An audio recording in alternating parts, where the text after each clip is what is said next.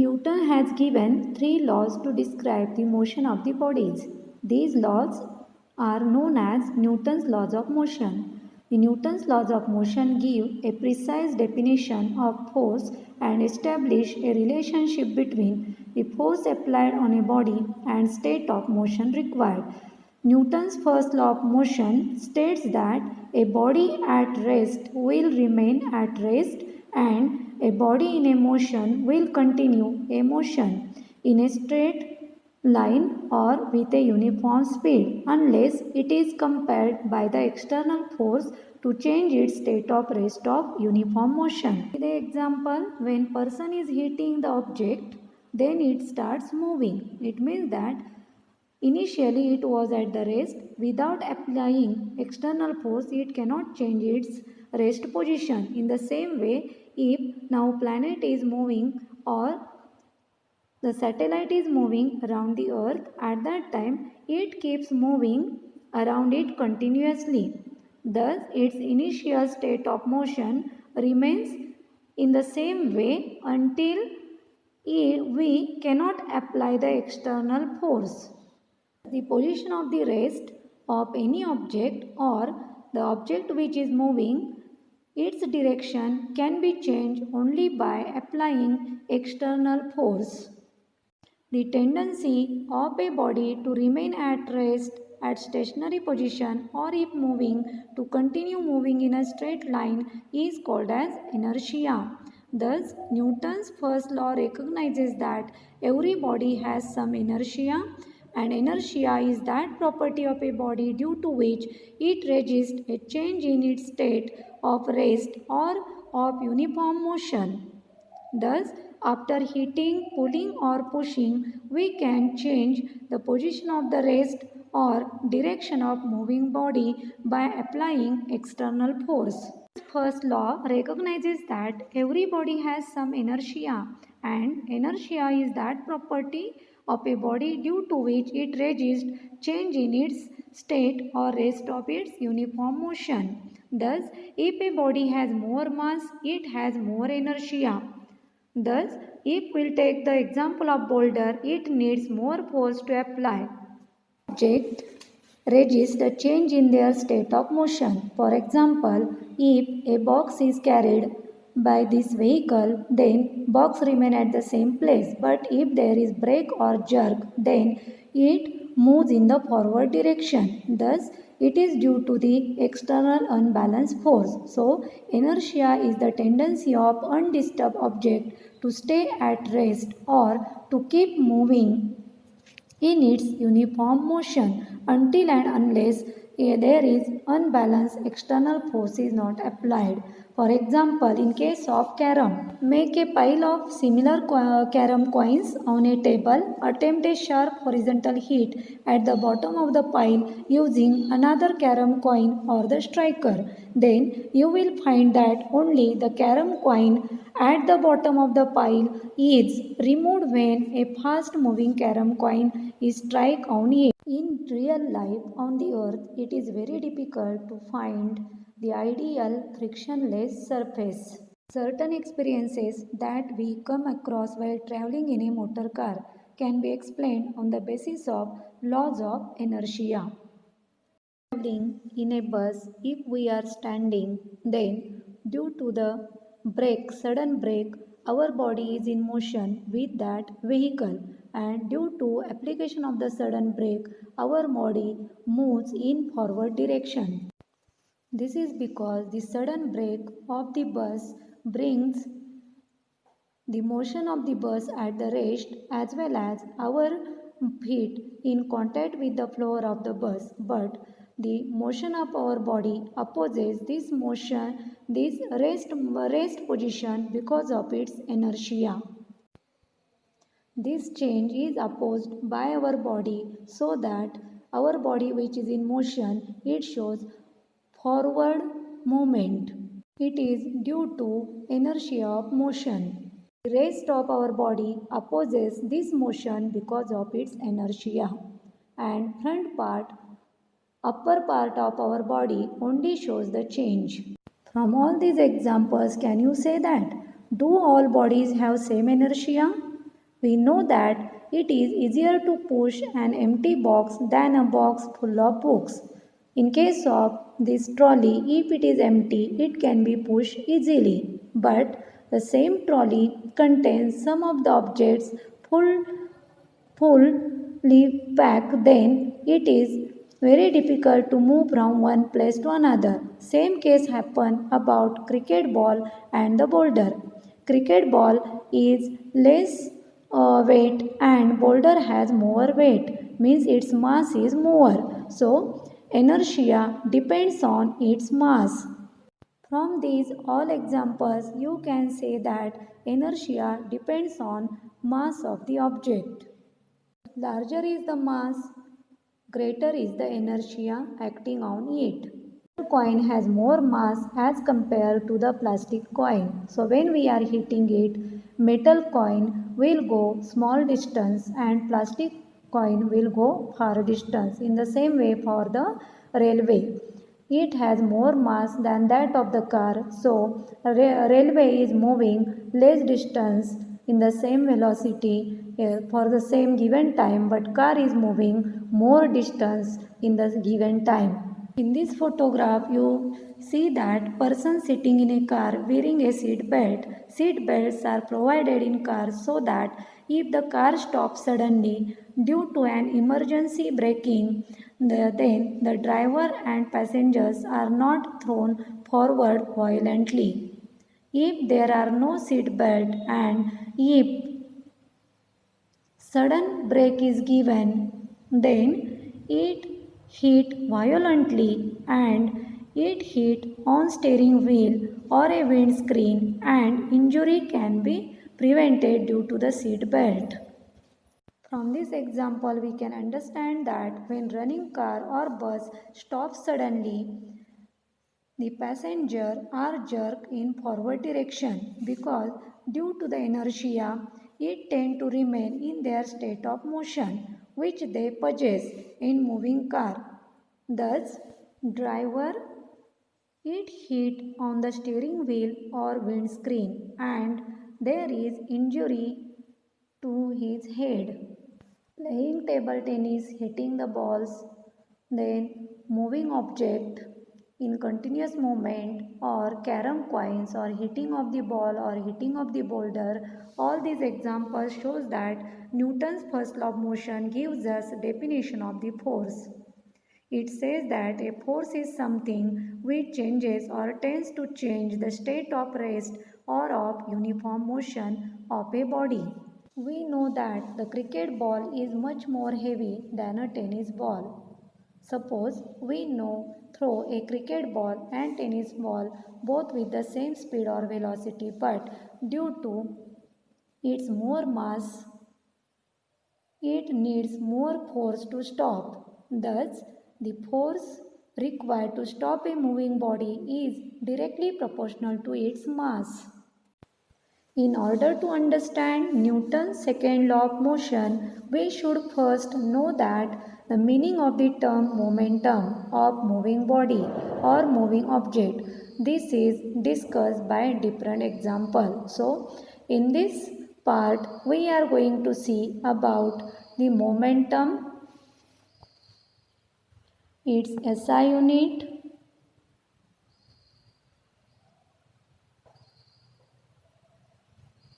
the state, the Newton's second law of motion, then describe the expression for the momentum, explain the change of momentum in terms of impulse. Here you can see the glass surface or teapot.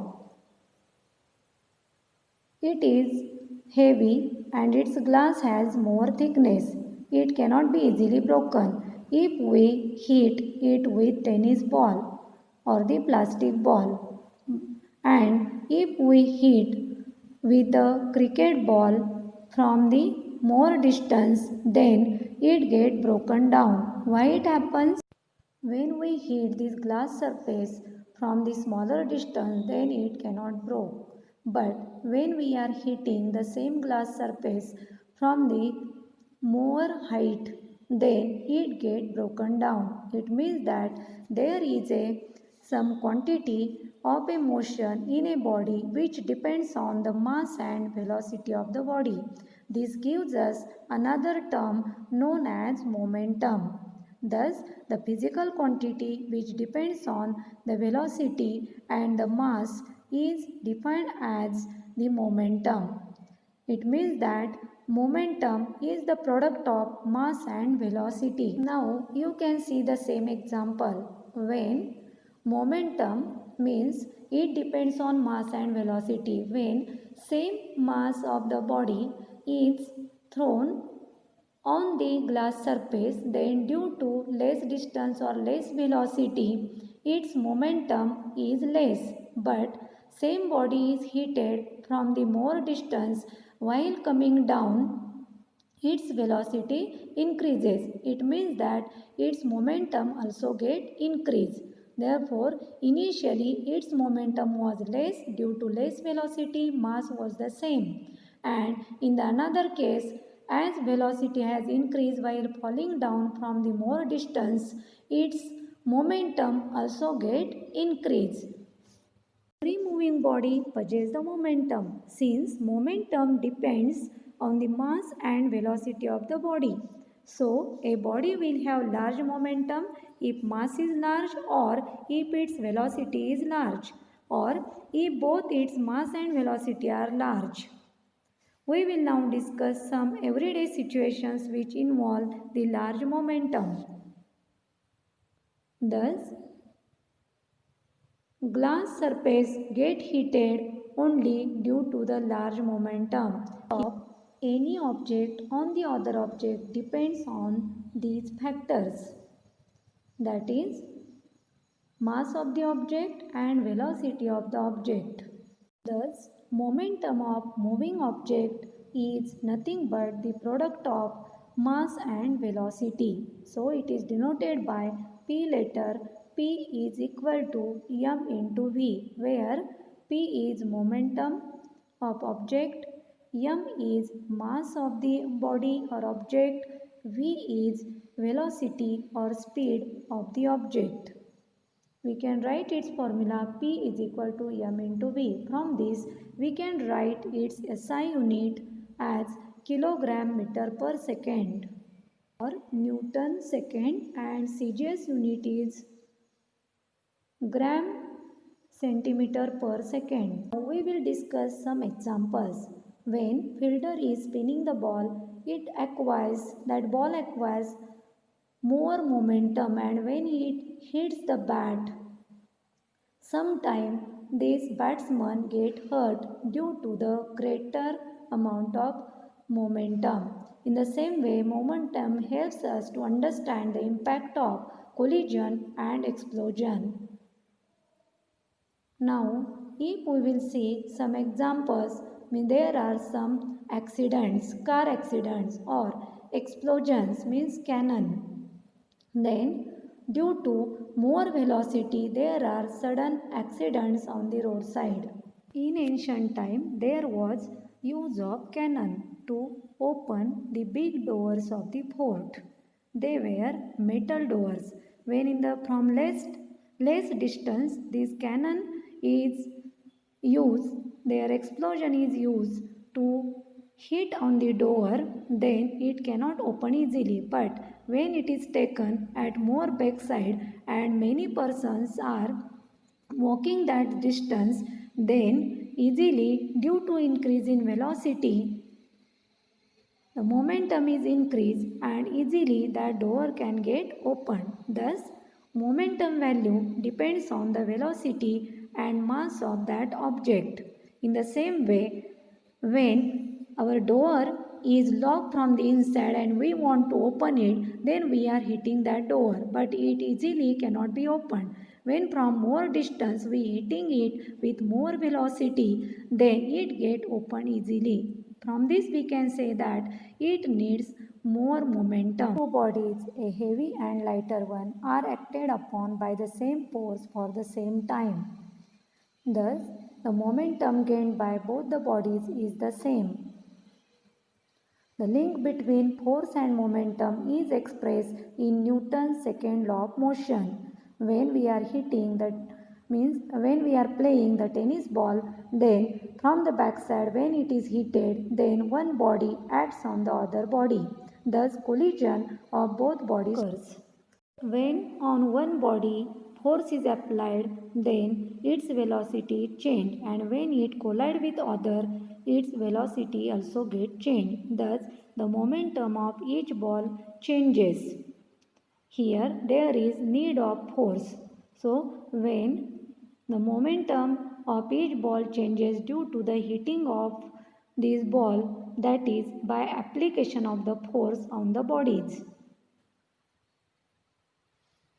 Applied force is increased, momentum also get increased. So while hitting, we are applying the force on one object, it hits to the other object, thus force increases, the momentum also get increased. You can see another example. When a fielder tries to catch a fast moving cricket ball coming towards it, then a fielder moves back his hands gradually on catching the fast cricket ball to reduce its momentum more gently. Why does the cricketer pull his hands back? Photograph shows a cricketer or fielder drawing back his hands on catching the ball. This action helps to reduce the fast moving ball's momentum more gently, which exerts less force on the hand and hence prevents the injury to the hand. To Newton's second law of motion, the rate of change of momentum of a body is directly proportional to the applied force, and it takes place in the direction in which the force acts. The rate of change of momentum of a body can be obtained by dividing the change in momentum by time taken for the change. So, Newton's second law of motion is expressed as force is directly proportional to change in momentum upon time taken, and it is related with the momentum. We will see mathematical formulation of second law of motion. Suppose an object of mass m is moving along a straight line path with the initial velocity u and final velocity v for time t, and by the application of the constant force F throughout the time t, the initial and final momentum of the object will be P1 is product of mass into initial velocity, that is m into u, and final momentum, that is P2 is mass into final velocity mv respectively. So the change in momentum can be written as P2 minus P1. So we will put these values P2 mv minus mu. From this, mass of object is same, so mass into v minus u, and rate of change of momentum is divided by t. Therefore, m into v minus u upon t is the change in momentum.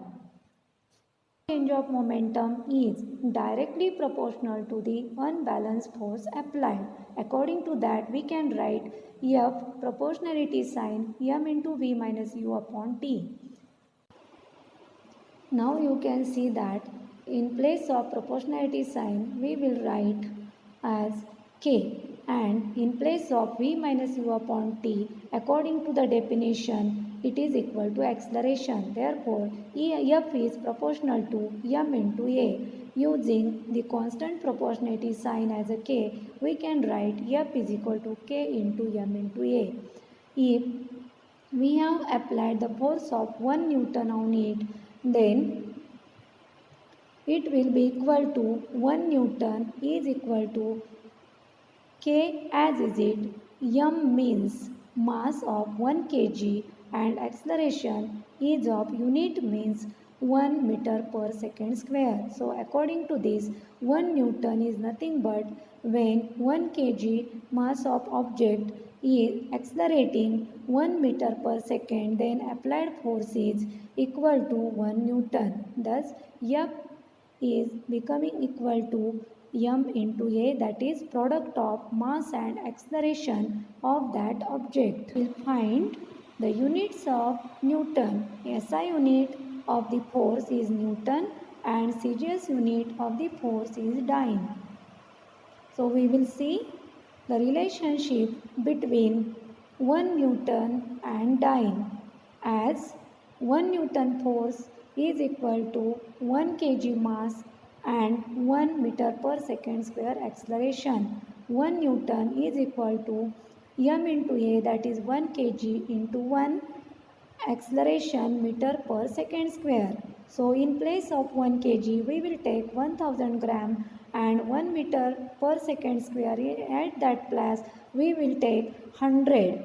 In this way we will get 1 Newton is equal to 10 raised to 5 dyne. Thus relation between 1 Newton and 1 dyne is 1 Newton equal to 10 raised to 5. So according to second law of motion we can write that force is equal to change in momentum in given time, that is delta P upon T. But a large amount of force acting on an object for a short duration is called as an impulse. From this example, we can find out the impulse. According to definition, impulse will be the product of force applied for the short duration. That is, impulse I is equal to force into short duration means time. In this way, we can write the formula for the impulse as I is equal to F into T. That is, change in momentum delta P is nothing but the impulse. Thus, you see that I is equal to F into T. From this example, you will understand the impulse.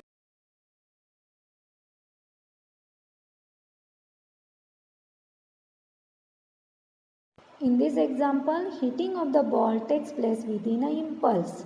Therefore, SI unit of the impulse can be written as F, that is second or dyne second. We can take one example of karate player. The karate player is able to break so many ties because he strikes the ties with his hand very fast, producing an extremely large momentum. Thus, it can break down many bricks at a time. In cricket ball is thrown with high speed, it acquires very large momentum as well as karate player hits the brick with high velocity. In both examples, initial momentum is less but final momentum is more, and thus due to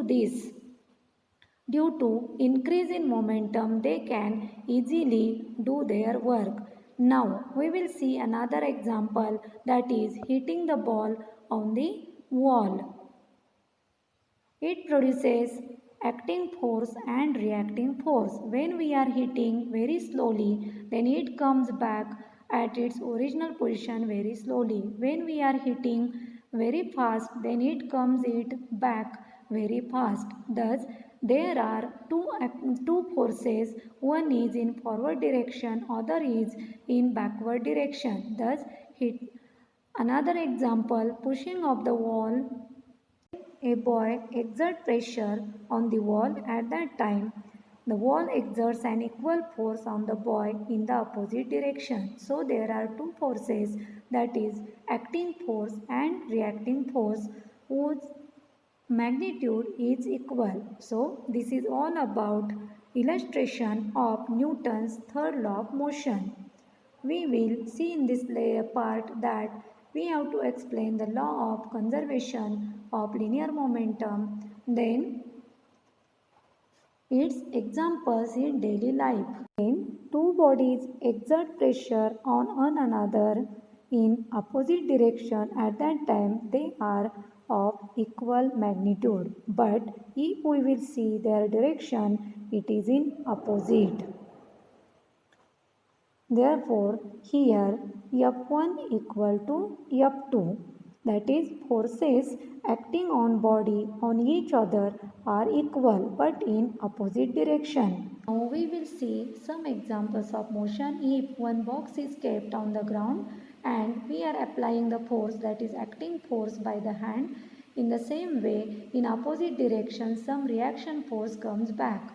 In case of the hitting ball on the wall, when ball is hit in forward direction, it comes in backward direction again at its original position. So there are backward and forward force. Both are in opposite direction but their magnitude is equal. So how much reacting force is there? In the same way, acting force also acts on it. In case of the wall, if we are forcing with the hand, then the person is applying the force in forward direction, but wall also in return exerts some pressure on the hands of that person. Therefore, this forward and backward force, these both are in opposite direction, but their magnitudes are equal.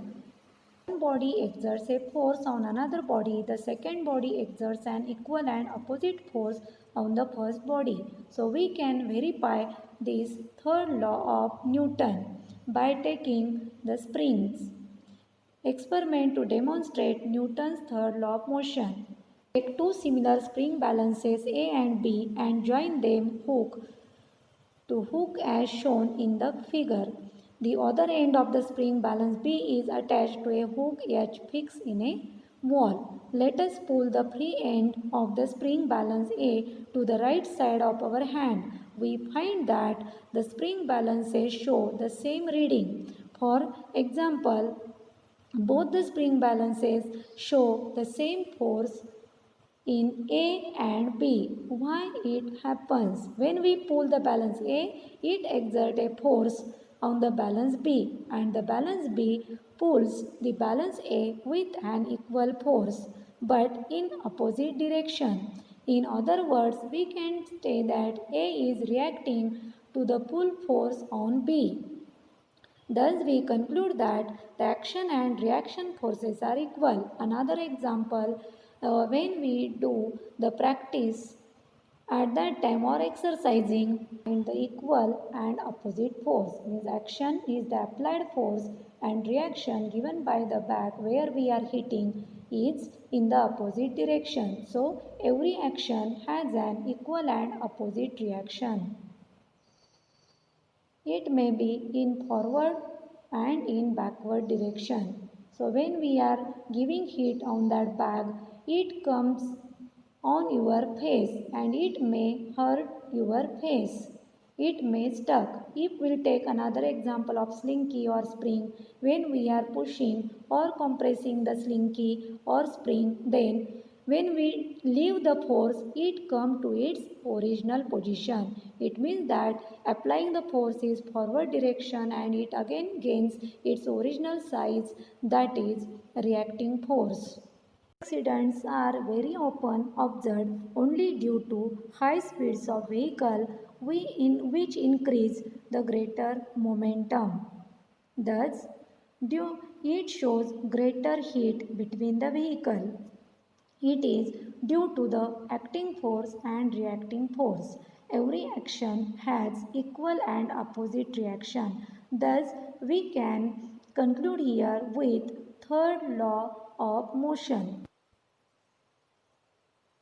In these examples, pushing of the box, then pulling the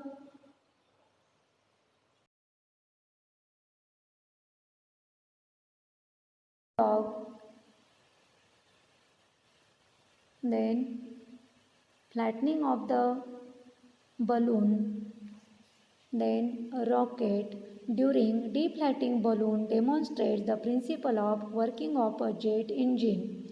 When this balloon goes up, at that time the air or fuel which is inside of that, it comes out, and due to force produced by this jet engine fuel, it goes in upward direction and the force is applied in downward direction by the fuel. Thus, it demonstrates the principle of working of jet engine. The jet aeroplane engine exerts a backward force on the exhaust gases. The backward rushing exhaust gases exert a forward force on the engine and which makes the aeroplane move in forward direction. In same case happens in case of the gymnastic. When it dips down in the swimming pool, at that time exert more pressure on the metal plank while jumping. Means at the same time from the downward, that is bottom portion also, same pressure is exerted on his feet. Thus acting and reacting forces are in equal magnitude. Now we will consider about collision of two different bodies. Force always occurs in pairs, and Newton's third law of motion considers these pairs in terms of conservation of momentum. Thus, in the momentum, that is, when two bodies act upon one another, their total momentum remains constant or conserved, provided no external force on acting on it. Thus, initial momentum always becomes equal to final momentum, or momentum before collision remains conserved, or it remains equal to the momentum after collision. The law of conservation of momentum states that when two bodies act upon each other, their total momentum remains constant or conserved, provided no external force is acting on it. Or another way, we can say that the momentum before collision remains equal to momentum after collision. If we consider two bodies and their masses and mb are traveling in the same direction along a straight line at different velocities, that is ua and ub respectively, and there are no other external unbalanced force acting on them. Let ua is greater than ub, and then two balls collide with each other as shown. During collision, which lasts for a time t, the ball A exerts a force FAB on ball B, and the ball B exerts a force FBA on ball A. Suppose VA and VB are the velocities of the two balls A and B respectively after the collision. Thus, you can see these different velocities, that is initial velocity and final velocities of two bodies respectively. Thus, the momenta of a ball A before and after the collision are MAUA and MAVA respectively. Thus, the rate of change of its momentum can be calculated as VA MA into VA minus UA upon T. So, force proportional to the rate of change of momentum FAB acting on this B ball can be written as MA into VA minus UA upon T, and same for the ball B, that is FBA equal to MB into VB minus UB upon T. Thus, you can calculate accordingly. According to third law of motion, the force FAB exerted by ball A on B, that is acting force, which are equal but in opposite direction. A reaction must be equal and opposite to each other. Thus, we can calculate first momentum before collision and after collision. Thus, total momentum before collision and after collision are given here.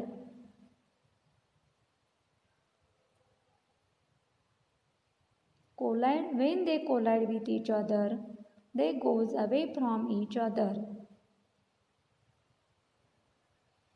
So, before collision, the total momentum of both the balls or bodies will be MAUA plus MBUB, that is linear momentum is shown, and when they collide on each other after the collision, their momentum will become equal to MAVA plus MBUB. So, total forces acting on each proportional to the rate of change of momentum. According to second law of motion, that is FAB equal to MA in bracket BA minus UA upon T, and FBA is equal to MB VB minus UB upon T. According to third law of motion, we can say that the force exerted by ball B on the ball A must be equal in opposite direction. Therefore, FAB equal to negative FBA because they have opposite direction. When we are putting their values in the equation, we get that MAUA plus MBUB equal to MAVA plus MBVB according to the third law of motion, that is the total momentum before collision becomes equal to total momentum after collision. Graph shows action and reaction force when man steps out of the boat. When man jumps out of the boat of the bank of the river, the boat moves backward away from him. This is due to the fact that to step out of the boat, the man presses the boat with his foot in the backward direction. The push of the man on the boat is the action force, and the boat exerts an equal force on the man in the forward direction, which enables him to move forward. This force exerted by the boat on the man is reaction force. Since the boat is floating on the water and not fixed, it moves backward due to the action force exerted by the man. It is common experience that man, that is force of man, it is reaction force, and force of boat is action force. Same example for the cannon. Forward and backward reaction, that is action force and reaction force cause when cannon exploded, then it comes little bit back distance. It moves backwardly when explosion takes place in the forward direction. Thus, backward and forward forces are in opposite direction. Same for these all examples. When two bodies collide on each other, then man coming out from the ship and explosion of the cannon, everywhere there are backward and forward force, that is action and reaction. Aeroplanes or rocket works on the principle of conservation of momentum. A large volume of gases produced by the combustion of fuel. Now you can see these examples. When we are hitting on the ball, a object will remain at the rest or continue to move at a constant speed in the same direction unless an external force acts upon it. Then it can change its state of motion. Thus, this is the first law of motion. Now, Newton's second law of motion, the rate of change of momentum of an object is proportional to the applied force and takes place in the same direction as that of the applied force. Now, from this example, we can see third law of motion, that is every action has equal and opposite reaction.